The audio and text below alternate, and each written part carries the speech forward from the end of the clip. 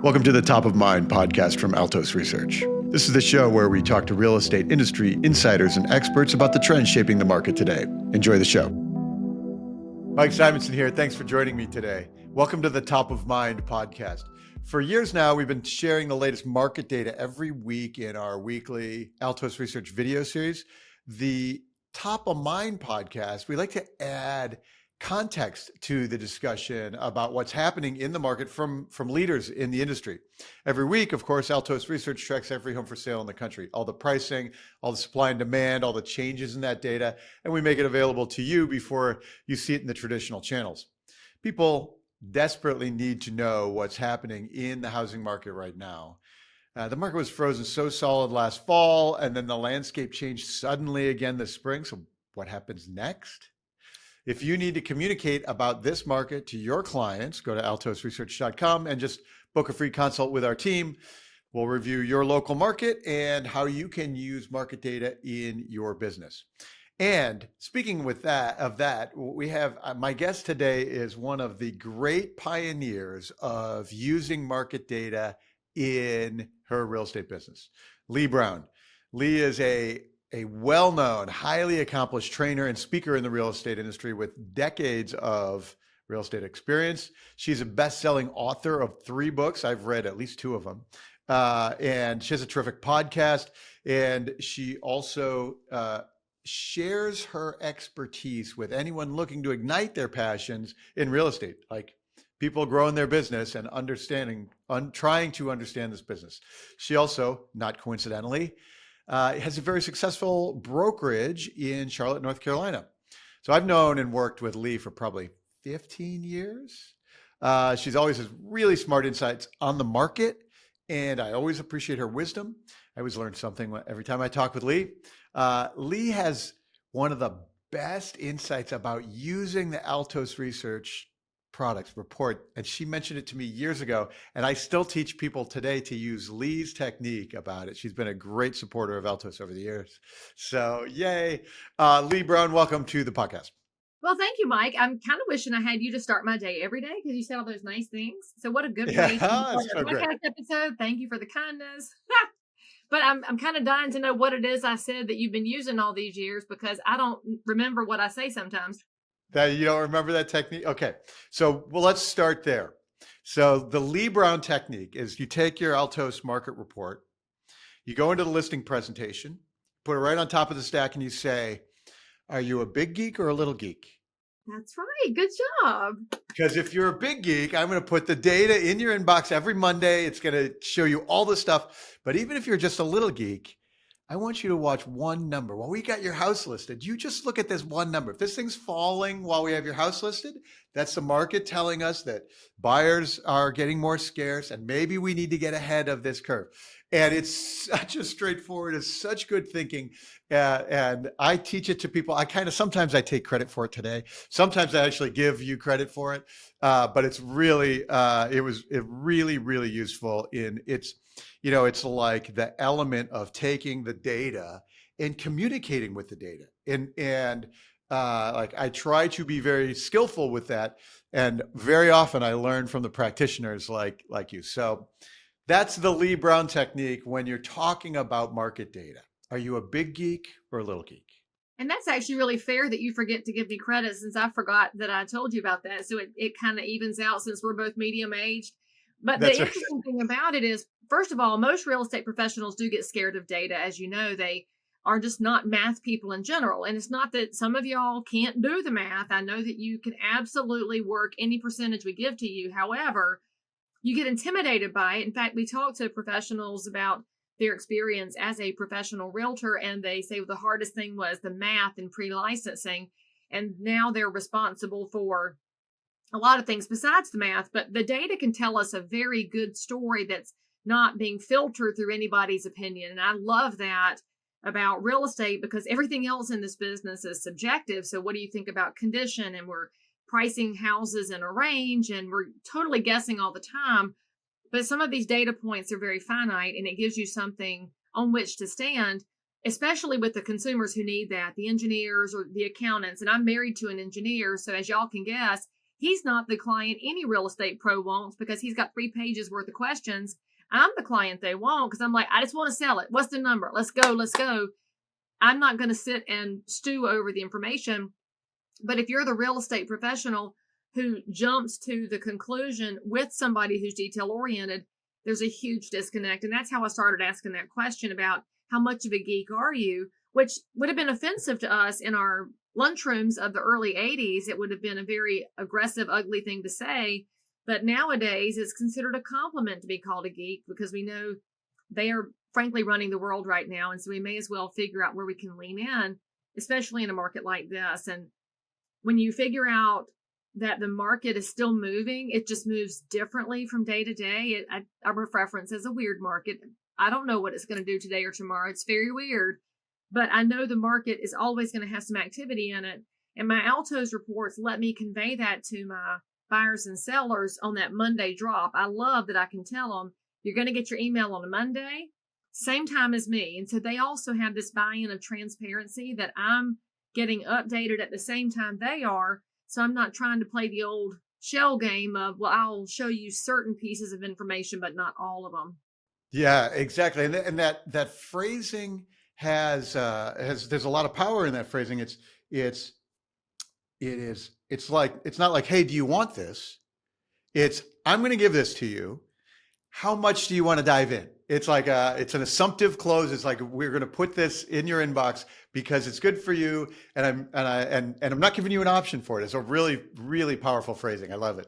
Right, and you're free to read it or not. And I also love that in the back end of my Altos account, I can see who's opening the reports.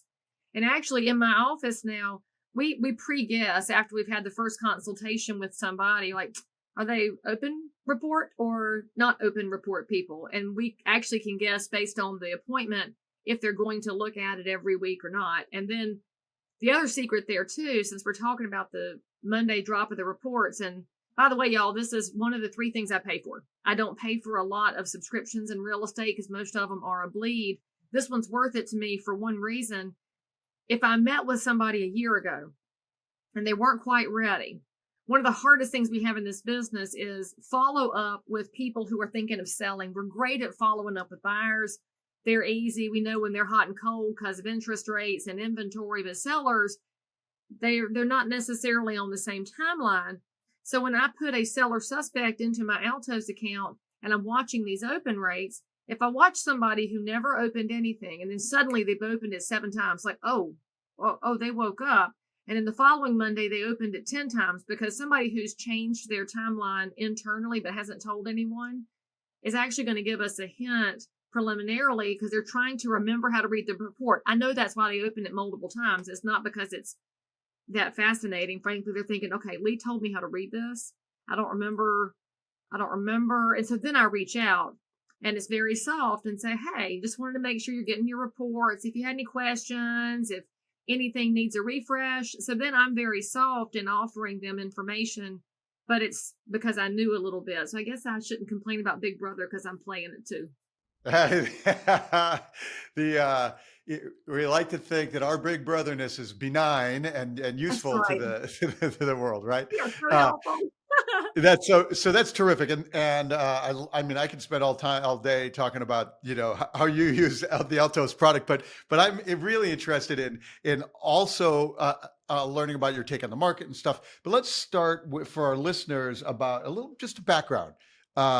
You're a real estate family. So tell me about your curve to where you got to here today. So this is my 23rd full-time year in residential.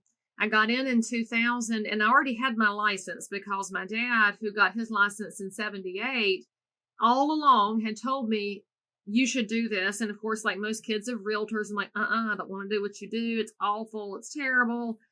But then when I was in the middle of one of my jobs, my dad said, just get your license at night. It's easy. It doesn't cost much. And so I did what many people do and got my real estate license at night in the basement of the Realtor Association with the most amazing instructor who's remained one of my mentors to this day, Cindy Chandler. And I got it. And then I let it go inactive because I wasn't using it. And when that job ended because I was miserable, I activated it and joined my dad. And then my dad grew up with a dad who was a home builder. So I'm third generation real estate. We're just a little different in specialty because my granddad built custom houses, but it's not the luxury lakefront MBA kind of custom. This was a North Carolina brick ranch, 1,188 square feet, 3-bedroom, 1.5 bath. But it was built because somebody asked him to, which I think is one of the lost definitions of the custom real estate side, Mike. We think about custom as the super schwanky stuff, when in reality it's just built to order. And that's what he built. Well, my dad, of course, carpentered for his dad. And then after he had some career stops and starts, he landed in real estate and became very successful. And then after my stops and starts career-wise, I landed in real estate. And somehow I've looked up and 23 years have passed and I just can't get my mind around that. That's amazing. And you've run your own brokerage for a handful of years? Yeah. So we owned a RE/MAX franchise and loved the brand, but it was just time for me to go do something independent. My dad's been retired for several years. And so in 2020, in January, I went out on my own, opened independent brokerage. And then in March of 2020, we all went on lockdown. So it's actually a really good time to open a brokerage is when the world is in chaos, because about 2 minutes after we all figured out we weren't actually going to be piled up on sidewalks, then the market went crazy. And I was so glad that I was independent, not because I didn't love my partners and my former agent colleagues, just because we could pivot into the market in a different way. And here we are, chugging along. And here we are. Yes. And that was an interesting time. I mean, like everything was nuts, and it could have gone the other way, right? It could have been that timing.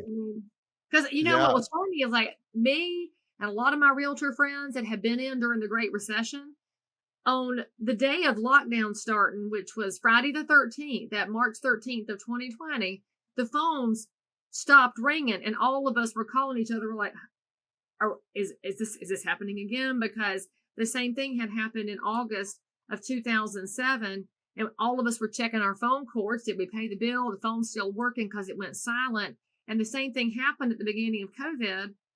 But it just didn't take much longer than that for everything to completely unfreeze and go wild, which did not happen during the Great Recession. But it was just that frozen moment was wild to think about, because I was like, I don't want to do this again, but I'm better positioned this time, but I don't want to do that again.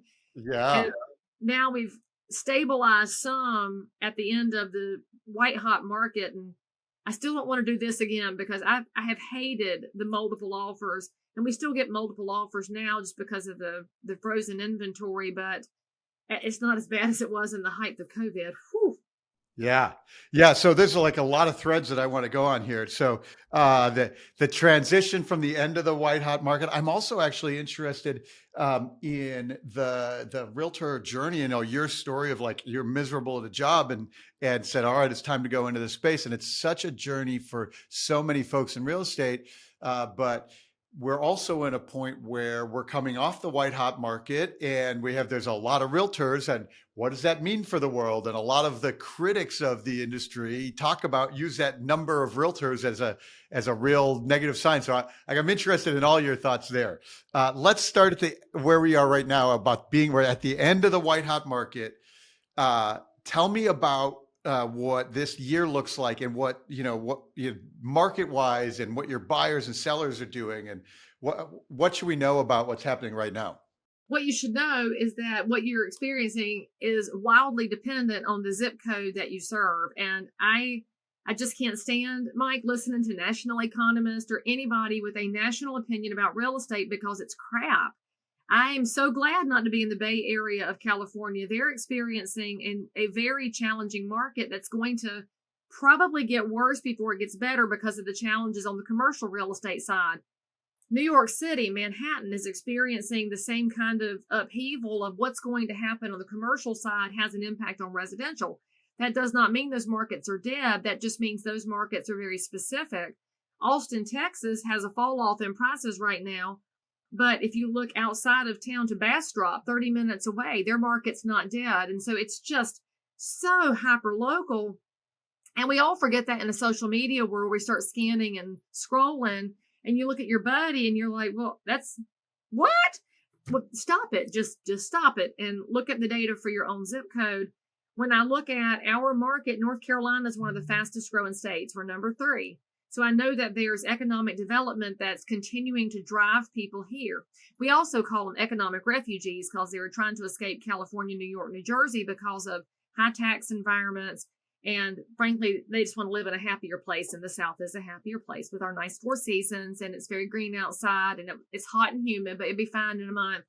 So we know people are coming here, but our sellers still aren't selling because of other pressures on the market, which would be their old interest rates on their old mortgages, but it does not mean they won't move. So it's just different.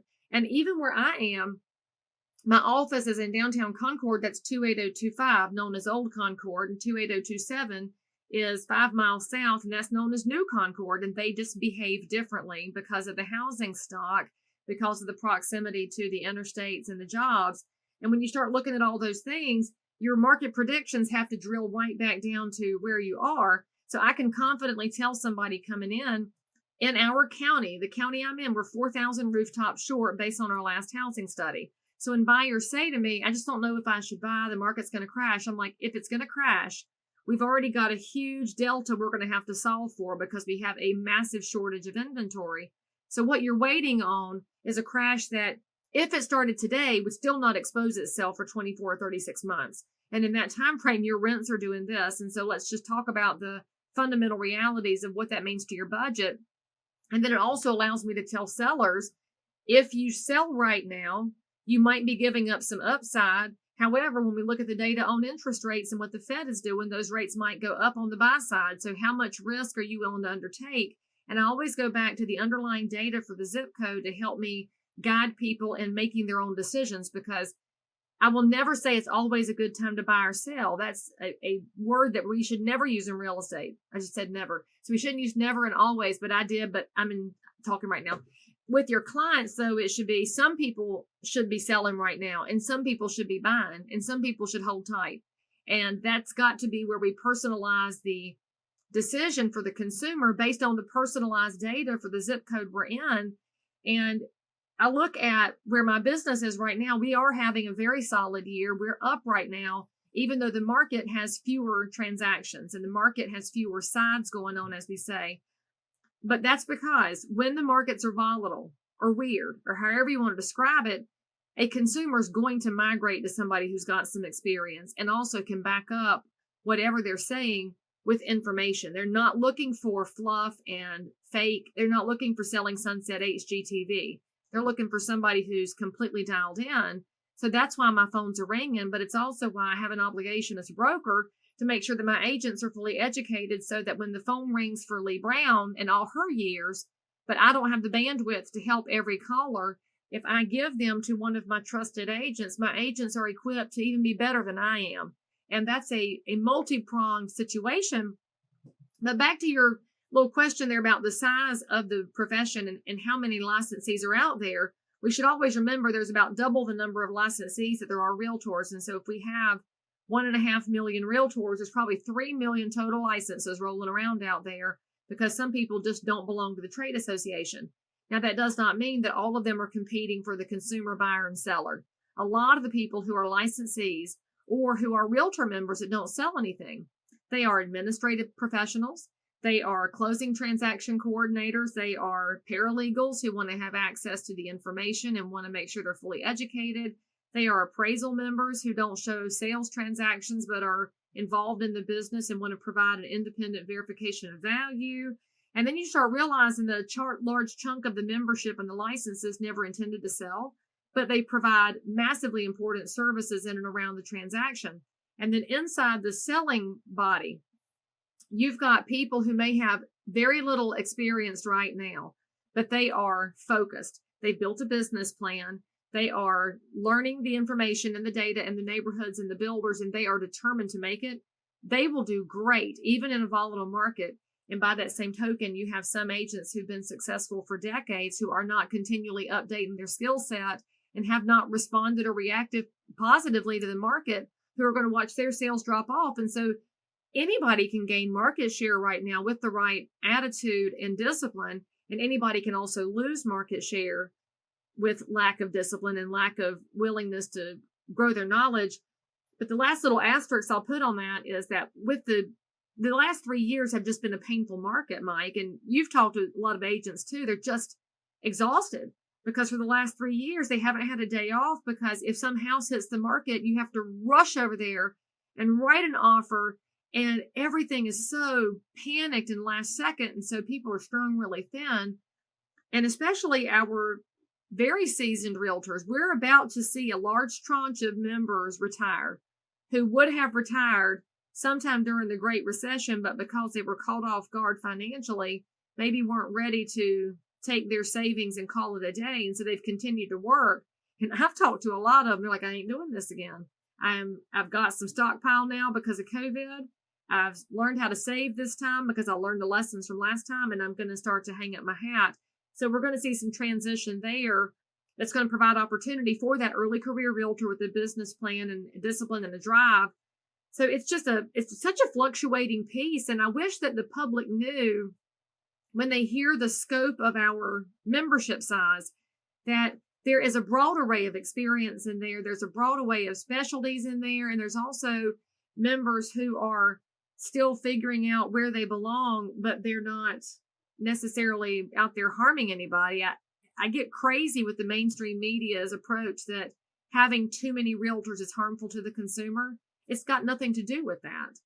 So do we have mediocre and less skilled people? We do. And we should focus on figuring out how to raise their skill level or escort them to the door. But just the number is not an indication of lack of expertise or competence. Yes, excellent. You had a couple of things in there I really like. Tell me how this reacts to you. I have this hypothesis about because it's relatively easy to become a realtor and also to leave again the industry, that it's an efficient market, and therefore we always have exactly the right number of realtors. Does that resonate with you? Yes, because I don't buy into this current modern monetary theory, this MMT crap that's ruining us on the macro scale. I'm an old economics person. I'm all with you. This is absolutely an efficient market. And you know what makes it even more efficient is that because there are so many realtors out there, and so it's so competitive. I mean, I really feel for new licensees when they come like, oh, I can do this. It's going to be easy. And I'm like, you're going to find out how hard it is to survive and how much you have to learn to survive. But then I look at that individual realtor and their personality set, their skill set, their unique ability to communicate. They're never going to be the right agent for everybody. And so the other efficiency of the size of the membership is that there's truly somebody for everybody. There can be a best fit. Just like I'm not everybody's ideal agent, they should be able to find the person with whom they can communicate honestly and transparently and get the kind of service they're looking for. And it's not that I wouldn't do a good job for anybody, but you just don't G and haul with everybody. And that's not a bad thing. It's great because the consumer can say, you know what?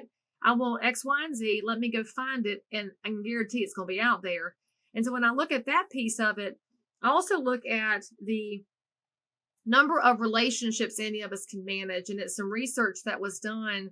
It's called Dunbar's number. It started in the 90s, a British psychologist, and he was evaluating how many relationships any adult human can actually manage with bandwidth.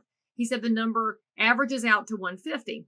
Now, any realtor worth their salt is going to argue with me up and down. They can absolutely manage more than 150 people, and I say you're lying, because if you're really in relationship with somebody, you knew that their mama fell and broke her hip, even though you didn't see it on social media because you're in their inner circle, or you knew that they were having a rough spot with their teenage kid because you're in their inner circle. So that's your inner circle. And if that's only 150 relationships, it doesn't mean you can't work with other people or be impactful to other people. I'm not suggesting that that's your max. I'm saying that's how many you have the human bandwidth for. Now, the 150 that I influence are different than the 150 that agent, that agent, that agent, and that agent influence. It's not because of any immutable characteristics or any fair housing violations. So anybody that's already spotting that, stop. I mean, for heaven's sakes, just stop. You're friends with who you're friends with. But if your circle is different than my circle craves knowledge from me because they trust me. They know me. I'm their person. You, Agent Bob, your circle trusts you, listens to you because you're in their circle. If I'm not in the business, who are my people going to listen to? They're going to get divvied up, and then they got to build trust, and they got to find somebody with competence and expertise. So the way I look at it is, because we have all these little, if you put a little Venn diagram on any real estate professional, there's a tiny bit of overlap from agent to agent. Maybe you have kids in the same school, or you're on the same ball team, or you go to the same church, whatever it is. There's going to be some overlap, but it's never 100%. And so that's why we need so many real estate professionals, so that every consumer has access to somebody who can show them a pathway to whatever they want real estate to look like, whether it's land ownership or building a house or their first generation home or a business opportunity. There should be a realtor they can call on, and it's probably not going to be the same one. That's a great explanation. You mentioned, I think about Dunbar's number a lot. I thought about it in a number of contexts. There's some real insight there, but you mentioned something else in there, which was there's a large tranche of realtors who are getting ready to retire. And I hadn't heard that before. Are we about to get to have a shortage of realtors? I don't know that you could really ever have a shortage of realtors, but I think you could have a shortage of highly skilled, highly knowledgeable, excellent communicators. Those kinds of realtors could be in shortage. And here's why I'll say that. The ones that are in that retirement space tend to be boomers, and you have some silent generation because you don't have to retire from real estate. It's one of the pros and cons of the business. They are known for reading body language. They're excellent with eye contact. They understand how inflection can tell a story. And I don't mean this to sound ugly, young people, but if you're young people listening and watching this, millennials and Generation Z, and I have 2 Generation Zs that I'm raising. I have 2 teenagers. One's heading to college. One's a senior in high school. They are not skilled at body language and eye contact, even though I, as a parent, am shoving it on them nonstop. My kids are going to be better, though, than 90% of their peers. So if you are a real estate professional who's a millennial or a Zoomer, you're in a very large generation that has a real gap to one of the things that we need as professionals to understand the person we're trying to serve, because most people don't tell their story through their words. They tell their story through their reactions with their body and with their face. So the generation that's retiring, I'd love it if more of our early career realtors would find a mentor in that generation and say, I want to eat more lunch with you and have more coffee with you so that I can learn from you how to respond and react in a way that honors that consumer. Because communication is not about you making money, though. It's about how you honor the consumer by listening in all these different ways to give them a good answer. We're going to be facing a huge number of people going through divorces. That's going to be happening. And I know this because my aunt's a divorce lawyer. She's been telling me for the last couple of years that the pipelines are full, and they're all just watching for the moment that's going to allow it to finally settle itself out. Because the secret of the suppressed inventory too, Mike, is that people who would leave the marital home and then go buy 2 properties or go rent 2 properties, there's nowhere for them to go either. And so a lot of them have hit a truce in the house. One's over on this side, one's on this side, until they can hit that point of moving forward.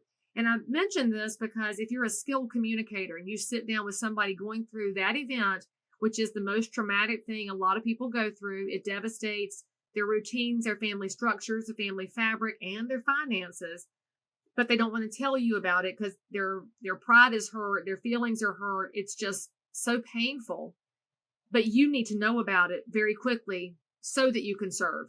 So when you're a good communicator and you start to spot the signals, you should learn how to temper your conversation, change your tone of voice, start asking different questions, start talking about yourself as somebody who's good at confidential information instead of somebody who's a braggart on social media, because the needs are different. And that's where we're going to have a gap, I think, is that ability to communicate, because realtors love email because it's easy. They love text because it's easy. But where the rubber hits the road is in person, where it's hard. And when things are hard, that's when you have a chance to really shine and excel. That's what I see as an opportunity. I'll just say it's an opportunity for our early career people to go gather something their peers don't have. And by the way, if you're a millennial who's excellent at eye contact and body language, you will knock the cover off the ball, because the older generation loves giving young people a chance. my first clients when I got in as a single person in my early 20s, it was the older clients that gave me a chance as their buyer's agent or listing agent because they wanted to help the young person out. You're probably not going to see that from your peers who are like, no, I'm good. We'll see what you do in 2 or 3 years and maybe I'll use you then. Just start embracing our generational differences, not to drive us apart, but to say, there's something to offer here. There's something to offer here. And when you add it together, it serves every neighbor and every zip code, which should be our goal as professionals. Terrific insights. Let's switch to the market. To like talking about the market. So interest rates, they were in the 6s, they're in the 7s, they're over the 7. Are you noticing, is there things that we should know about how consumers are acting or reacting to where mortgage rates are now, or, fluctuations in them? What's going on in your world? Well, first of all, I hate these devices. They're a poison. None of us can focus anymore. We have no attention span. We are distracted all the time because we look at notifications. But there's an upside to all of our brains having been horribly rewired. Today's buyer has effectively forgotten about 3% interest rates that we had in March of 2022. I was wondering where you were going with that. I mean, they're so filled by noise. Like the noise is so loud all the time. In March of 22, remember, the buyers had seen 3% interest rates since 2008, since they had artificially lowered them and kept them low. So all the buyers had known was a 3% environment, maybe 2.75 or 3.25, but it was just artificially low. Old people like me, like, man, I bought my first house at 11.75. Don't talk to me about expensive because I know expensive. Well, when it went from 3 to 4 in April of 22, and from 4 to 5 in May, and from 5 to 6 in June, and from 6 to 7 in July, and all of us were like, it was a real shock to the system. However, we've now been in that 6 and 7 range, just kind of chunking around up and down, maybe down to 5.75, maybe up to 7.5. But it's been in a different range now for a year and a half. Our buyers are accustomed to it. So now when I talk to a buyer on the phone and they say, what am I looking at for interest rates? I'm like, let's just use 7 as a guide so we have a ballpark, and they're chill with that. Whereas a year ago, they were still thinking, I should wait for it to go back down. I can go back down. I can refinance, because I'll just tell you, one of my previous jobs, I did work on Wall Street. I do have enough financial knowledge to be entirely dangerous. I am bearish about interest rates. I don't agree with the national economists that believe it's going to go back down. That's simply because the rate of inflation has not been solved yet, because we've had too much quantitative easing, which is also known as printing dollars. So for those of y'all that want to know what QE means when you hear it in quantitative easing, that's the Treasury running the printing press trying to solve their own problems, and that does not solve your problems any more than you having a fuss with your husband means you should go get 4 more husbands. That is not going to make your problems better. And so when they're trying to, I've never thought about that analogy before, but it's totally going to be like what you clip out for TikTok, and just make sure you tag me in it because that was great. So anyway, when you, Mike's dead now. Eunice, he's dead. He's dead. Now I want you to think about this. When our interest rates are volatile because of what's happening in monetary policy, that does not make you a bad guy for telling a buyer, we're at 7 right now. We could go to 8. I think a lot of professionals are afraid to say rates could go higher because they may. And I do think they will. I don't know when, but I just feel in my core we're going to wind up around 9s for a while before we see it pull back. But here's what that means. If I'm right and they buy at 7, they're going to be glad. If I'm wrong and it does pull back to 5.5, then I will talk to them about what a refinance looks like. I'll make sure they know there are fees and costs associated with it, which is currently driving me crazy in marketing for real estate professionals. But just refi if it goes down. Just refi. I'm like, you should probably tell them the refi does involve money. And so I'm going to make sure all of my clients have the pros and cons of ups and downs, because I could be wrong and it may go down. But if I'm right, they'll be glad they listened right now.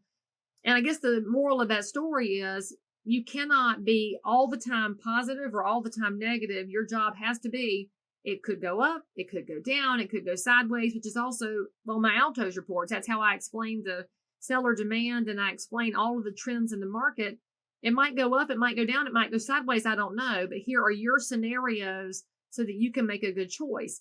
And if you think I'm crazy for being bearish about interest rates, I want you to be a history person for just a minute, not on Wikipedia, but with a real book or a real historian. Go look at the Weimar Republic in Germany in the 30s, post World War I, pre World War II. And when you start to understand the damage that can be caused by monetary policy that does not take into account how regular people live, you'll start thinking about things in a different way. And here's where you'll wind up thinking. You'll say, well, if money goes crazy, you know what doesn't go crazy? Real estate, because it is a tangible asset. So even if numbers go wild, if I can handle the payment, I'm good. I'm in a house. I've got a bedroom, a bathroom, and a kitchen. I'm solid. And that's what we also have to drive the conversation back to, is that even when we're talking about market conditions, ups, downs, and sideways and interest rates, what we're ultimately talking about is that tangible asset. And if you're a primary residence realtor, it's where they live and eat supper and lay their head down at night. And they're going to have to do that somewhere. So would they rather do it in somebody else's property or in their own?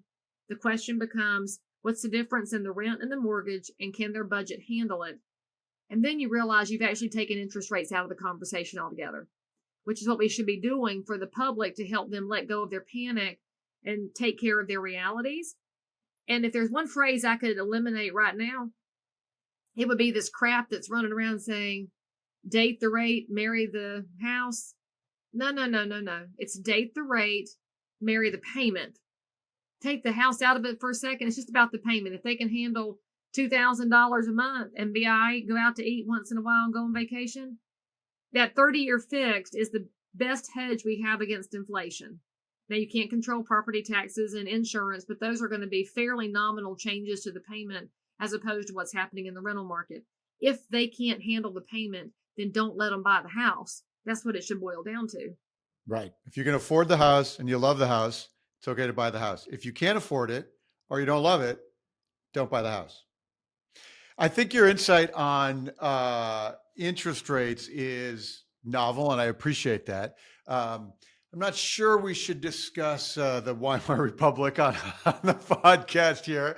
I'll let you take that. But thinking about, why is history scary though, Mike? Like, it's crazy to me, because there are people that would take that and run with it in an extreme position. When I'm saying, if you look at how the German people were hammered at the end of World War I because of their own actions, the reaction that was done by the government created more issues, which led us into a despot in power who then caused World War II.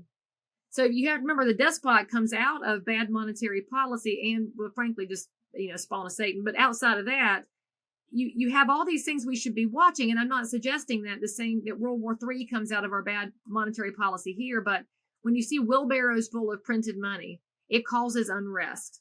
And I don't want any more unrest in the country. I think we have way too much as it is. Yeah. Well, and to be like, dive into that for a second, we have government and the Fed who is very focused on inflation. And is indeed, but that's, I think, why your first comment about 8%, 9%, like, we could indeed see higher mortgage rates from here because the Fed is definitely focused on inflation. So inflation's falling, it's not done yet, and the economy continues to grow instead of, like, we've been talking about recession signals for a year and a half, and we right? Like, recession's coming.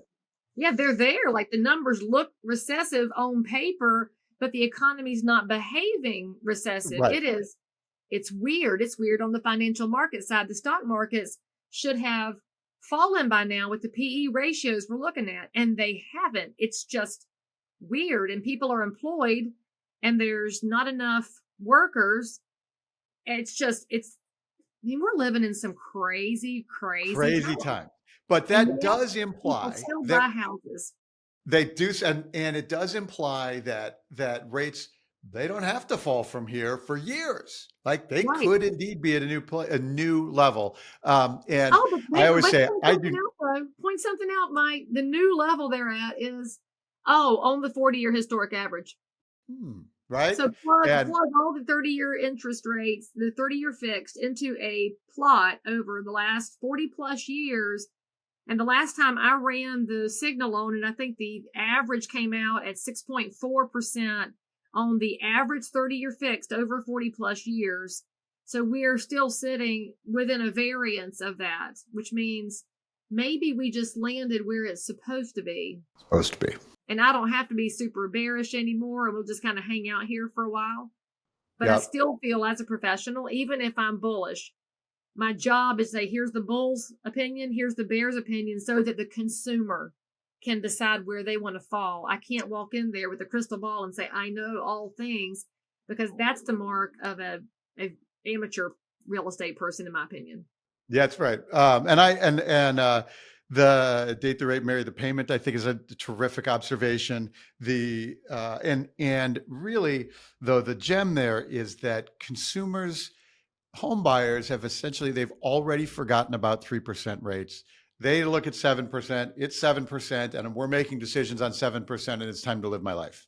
That's really fascinating. Yeah.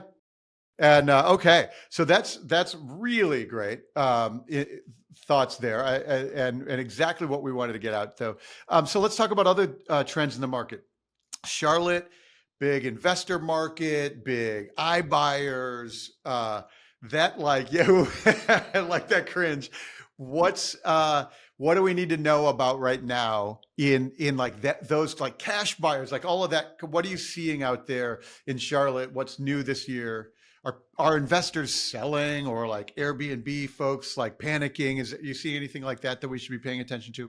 No, we don't have the Airbnb panic here, because Charlotte is known as the most boring of the big cities. If you look at the list of the 20 big cities in the country, we're right in there, usually hovering between 14 and 16. All the other cities, though, Los Angeles, Indianapolis, just have the name of the city. You get to Charlotte, North Carolina. I'm like, y'all aren't even sure what state we're in because we're so forgettable. And that means that we actually still have a shortage of Airbnbs. And so if you wanted to stay here, you won't have as many options as you would in somewhere like, for example, Asheville, North Carolina, up in the mountains, is dealing with regulatory pressures because of the number of Airbnbs, and they actually still need more. But that's a whole different environment. So here, we still see people looking for them, trying to figure that out. We've had a bigger issue with the institutional investors. This has been a target market for the BlackRock kind of iBuyers, the big guys, the hedge funds. And we've estimated that 30% of the housing stock in Charlotte is owned by institutional investors. That's a 30, which is a huge concern on the real estate side, because that means a huge piece of our housing stock is owned by Wall Street, which means it's owned by bottom lines and spreadsheets. It's not owned by people who dial into the PTA and the community and run for office and volunteer and work on the arts council and spend at the grocery stores and belong here, which means that we all have this sword of Damocles hanging over us, where we wonder if the financial markets take a tumble, if the stock market were to have an issue, would then the institutional investors cut loose of a large block of that inventory and flood our market? I don't know, but it's something that I have to always be looking at as a possibility, just because any macro event can change my zip code. So I have to pay attention to those possibilities. And again, I'm not trying to be a negative Nancy, but I am the person who looks at everything with this multifaceted viewpoint, because that's out of my control. Now, what's happened with the large percentage of the stock being held by them, we have a high renter market now. And again, we still have a shortage. And so all this goes back to, it's weird. But the jobs are still coming here. We are seeing the BTR neighborhoods crop up, build to rent, where an investor puts together a plat, builds a neighborhood, looks single family, looks like you could buy them. It's got a playground and it got little fenced yards, and they're all single family, but they're all rented. They're not for sale. And to me, the concern there is that if you're renting a really nice home and it feels like you're an owner and it feels good, maybe you just start losing your desire to chase the property ownership American dream. And there's a lot of people out there that debate and discuss, should house ownership be part of the American dream? And I say it does, because owning a home for most people is the only financial stability they have in retirement. And it may be it's forced savings. I always hear people on the internet talk about a house as forced savings. Well, I'm okay with that, because for a lot of people, they don't have the discipline to save. If the house forces them to save and now they have equity one day, I'm okay with that. Because we also know that homeownership leads people to being more vested where they live. They give back more. We build community differently than renters do. It's not that renters are bad. It's just they perceive a community differently than an owner does. And there's something different about having a stake in the ground. We also know that in home ownership positions, people do better with healthcare outcomes. There is a decrease to the state's Medicaid burden when people are living in owned houses. Kids do better in school when they have the stability of the house that their people own. And those things are going to be scalable impacts on communities that are concerns to me when we don't stay focused on how we get people into home ownership in some way.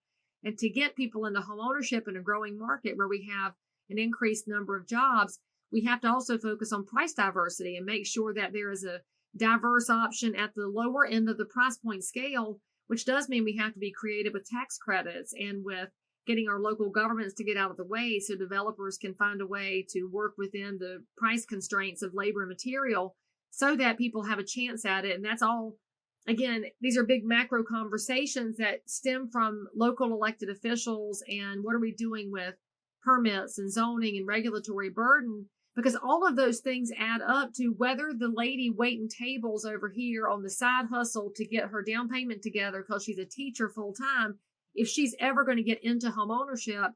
We, as the professionals paying attention to this, have to be driving the discussion to say there's got to be a little something for everyone in our community, because we know if she gets on the first rung, she's got a better chance of going to the second rung 5 years from now. If we never get her on the first rung, then the ladder gets really out of reach. And I don't want to see that for any of my neighbors. So I really don't know what question I was answering before I started proselytizing about local elected officials there, Mike. So we were talking about the changing nature of the buyers and the money and things in the market. Well, I guess I kind of answered that then. You did. And that there is a really significant impact in Charlotte, in your market, with those kind of like those types of institutional buyers. I had Doug Bryan, who is the CEO of a company called Mind. He was one of the founders of Starwood Homes, the first Wall Street buyer of single family rental homes, and a real pioneer in the space. And he talked about it as a shifting of the American dream in a world where, we have affordability problems for ownership. And so rental is a part of that. That was his perspective on it. You look skeptical. Because he's making money like this. He's doing what the young people do when they're talking about cash. And that worries me, Mike, because if you tell renters that long enough, they will believe that they don't have a chance. And my job as a real estate professional, any neighbor I meet, I'm going to tell them you have a chance. We might have to get creative, but I want you to have that chance, because when you're paying rent, you have no equity. You have no mortgage interest deduction, and you can't even paint your daughter's bedroom if she says she wants to paint her room because it's her turn in the house. You can't say yes because it's not your house. If you want to grow your own tomatoes because you don't like this GMO food they keep shoving at us, you want some heirloom tomatoes, you can't plant them because it's not your property. And you're thinking, well, maybe my landlord lets me. I'm like, you had to ask permission. The house I live in, I can go plant tomatoes because it's my yard. And that's got to be something that we get people back to, is that pride of ownership. And then not just the pride of ownership, but the benefits of ownership, about how it feels when you have that freedom to make decisions. And let's look at it this way too. You're renting a 3-bedroom house and you lose your job. All right, the landlord's still going to want the rent, and you don't have the flexibility to rent out your spare bedroom to a buddy because your lease doesn't allow for that. You have to ask permission. The landlord said no, because if you leave, he can get $200 more a month from the next guy coming in because there's a shortage. However, if you own that house and you lose your job, you could do what the young people call house hacking. You could sell the spare bedroom to a travel nurse who's going to pay you $400 a month. Now you can patch it through. And why do you have that flexibility? Because it's yours.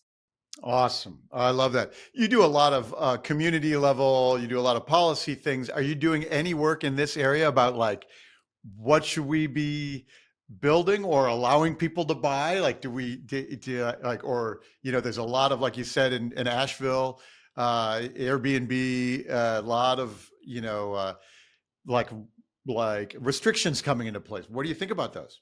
And are you doing any of them? Yeah, I don't like restrictions. I will say that this year I am the president for the North Carolina Realtors, and we are pursuing conversations at the state level to get rid of restrictions on short-term rentals. And it's for that very reason I described there.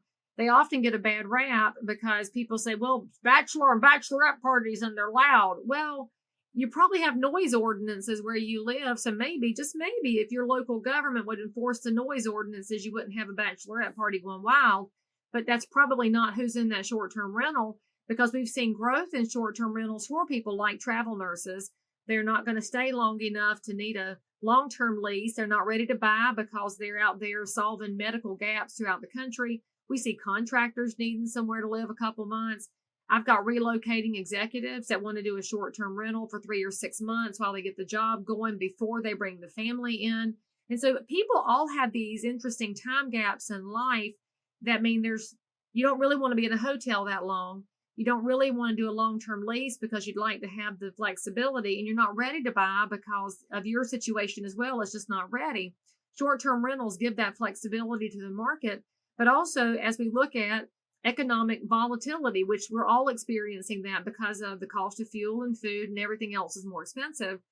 The person who is now stretched because their job situation changed, they can, if with the short-term rentals, if there's no big regulations, you can rent that room. One of the fastest growing places with Airbnb is Airbnb rooms, and where people will rent a room in their house.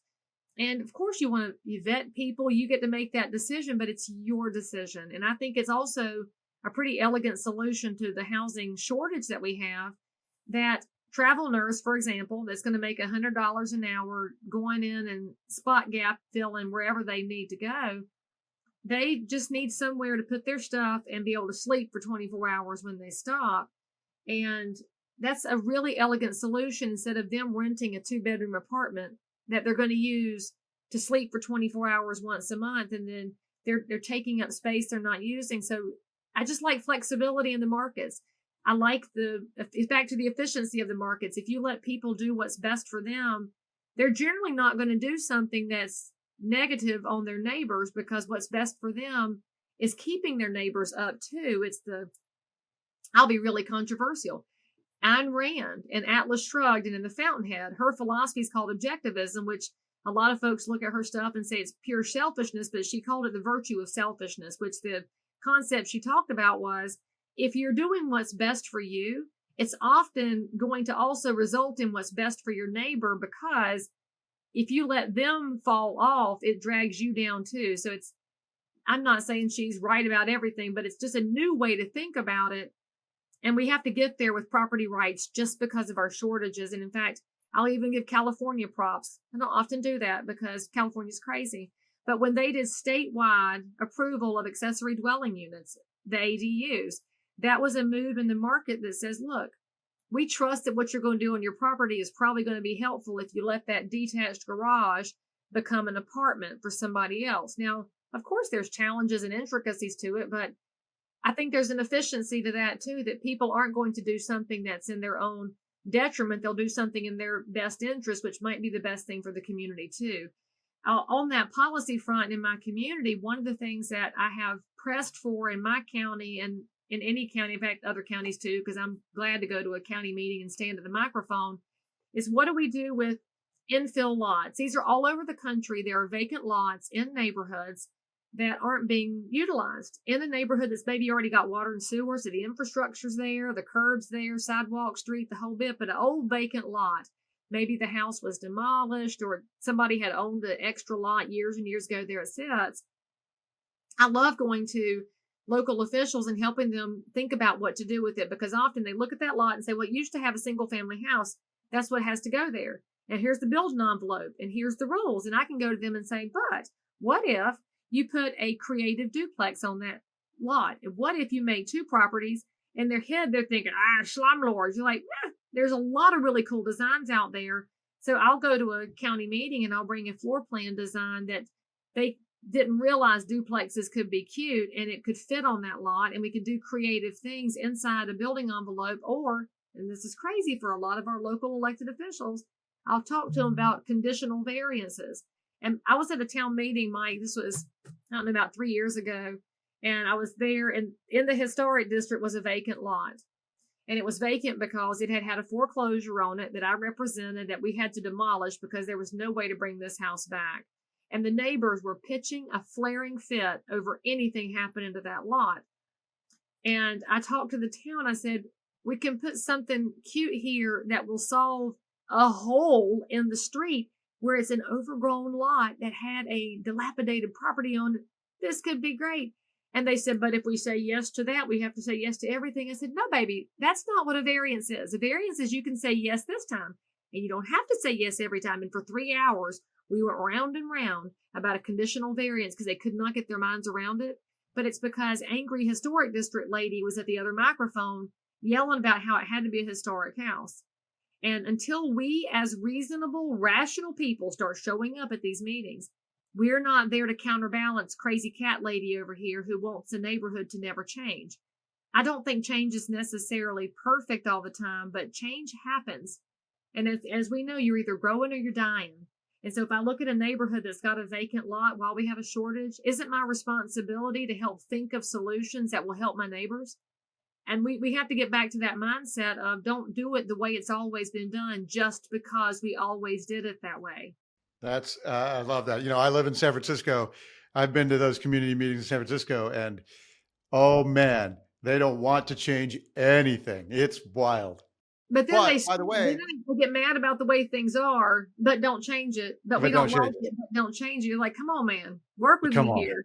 But I do now have a title for the episode, and this is Leigh Brown Loves California. Her props for California. Like that's my title. I will be so done in any future political opportunities, Mike. You'll destroy me forever. But you know what? I'm probably going to have to start a third party to fix the world anyway. So I guess bring it.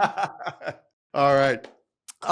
So let's wrap up. One last question. And I like to get your take on the longer term future, second half of this decade.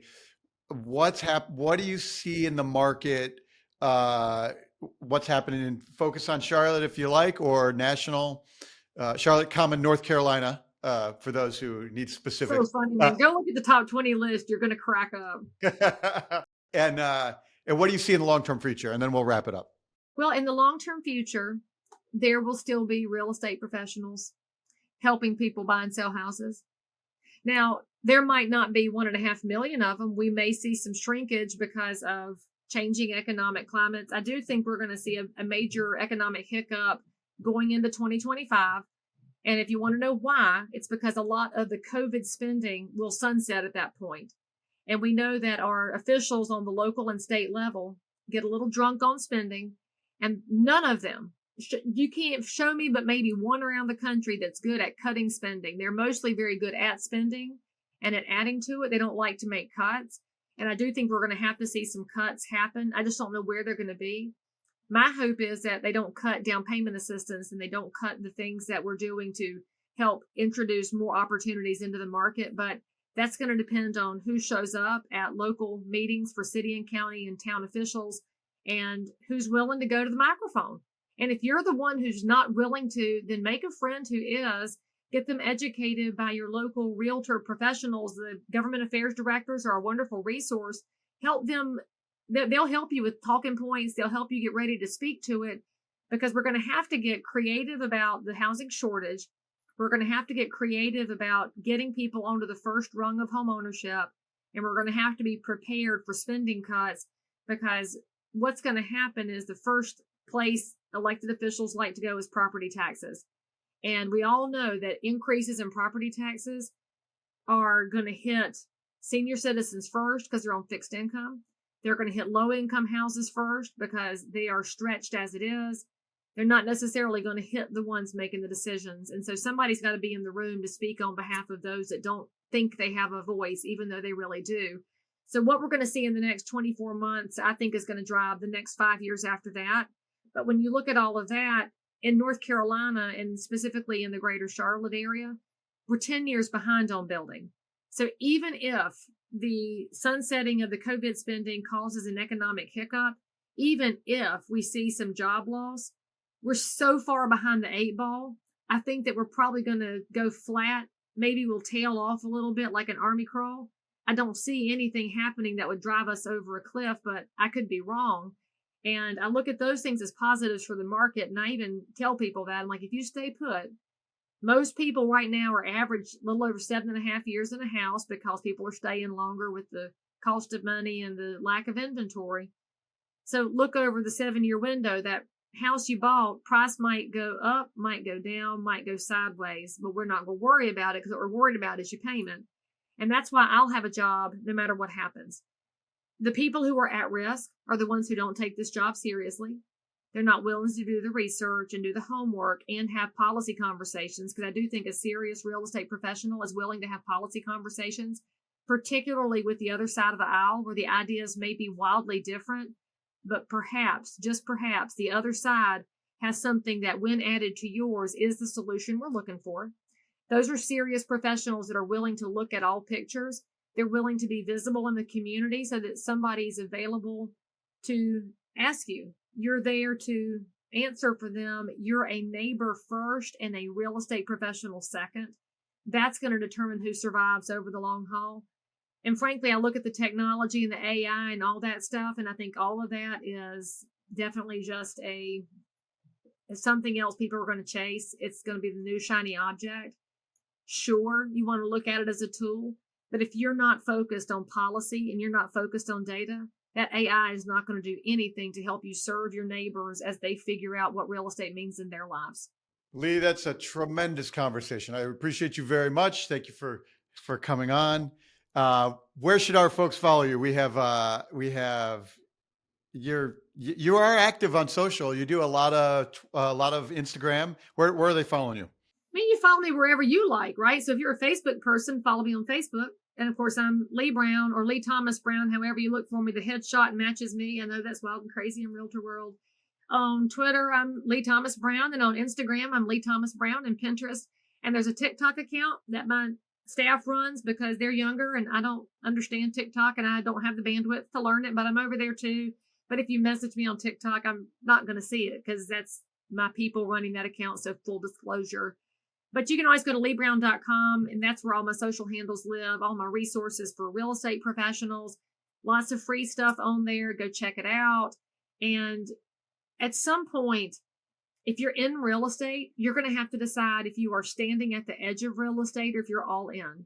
So if you're all in, then you're probably my people. So go drink up some of the videos. Let me know if there's questions I can answer for you. But most importantly, figure out who in your zip code needs to know you exist, and then figure out what they need you to bring to them and go deliver.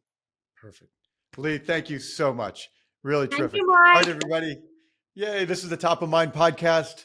We'll be back in a week or two with the next one. Thank you so much for paying attention. If you like the podcast, please leave a referral, some stars, give us a review. That helps other people find the podcast. And thank you all. We'll be back next week. Thanks for listening to Top of Mind. If you enjoyed the show, I'd really appreciate leaving a nice review on your favorite podcast app. That helps other people find us as well. Be sure to subscribe so you don't miss future episodes. See you soon.